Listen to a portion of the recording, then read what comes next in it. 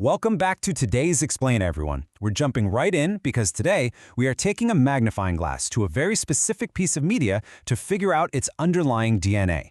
We're dissecting the unique formula of the Milo brand, uncovering the hidden architecture behind what, might just look like simple childhood entertainment at first glance. To kick us off, I want to pose a question directly to you. What actually makes a kid's cartoon successful? Really think about it for a second. Creators are staring down a massive challenge when they look at the vast ocean of children's media out there. They've got to balance all these competing elements, right? They need to grab a kid's attention, keep them entertained, maybe teach them a little something, and ultimately fit seamlessly into the wild daily routines of family life. It's a total tightrope walk of engagement and pacing. Okay, let's dive into this, because today's source material offers us a highly targeted three-part answer to that exact question. The creators here, they haven't just thrown ideas at a wall to see what sticks. They've deliberately chosen specific stylistic and functional pillars to build their world. They are leaning hard into a very particular trio: bedtime stories, humor, and rhymes. And that brings us straight to the source text we're analyzing today. Take a look at this title, Milo's Animated Bedtime Stories and Nursery Rhymes. I want to highlight right out of the gate that this exact title serves as the absolute foundation for our entire thematic deconstruction today. Every single word in there is pulling its weight.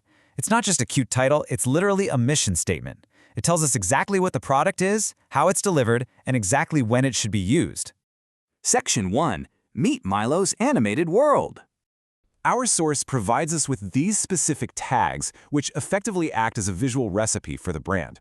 We've got kids cartoon, bedtime stories for kids, funny animation, Milo cartoon, and nursery rhymes and stories. Now, what's really interesting about this slide is how incredibly varied these descriptors actually are. They aren't just synonyms for each other, they represent entirely different genres and energy levels, all packed into a single identity. It is a wildly ambitious mix. Section 2. The bedtime story element. So our source explicitly uses the phrase bedtime stories for kids.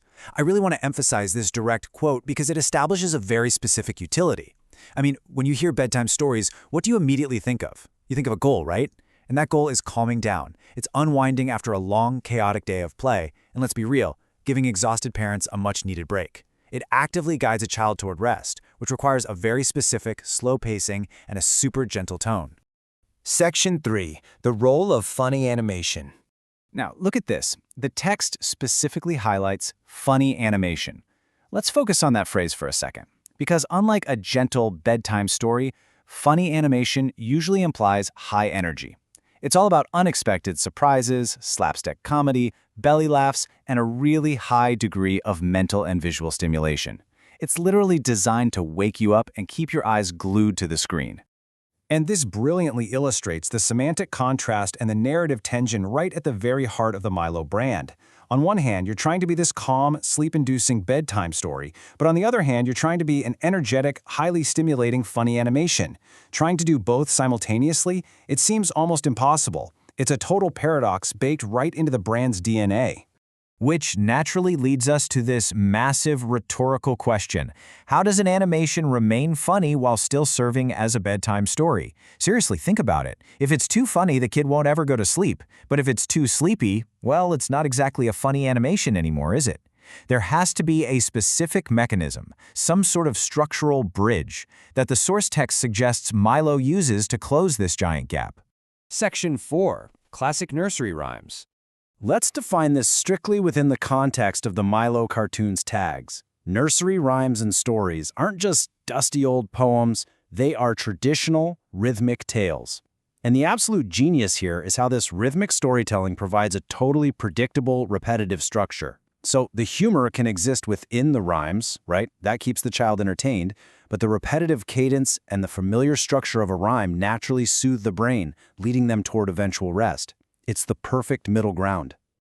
So when we see the exact phrase, nursery rhymes and stories, in our source text, we absolutely shouldn't just read it as a basic genre tag.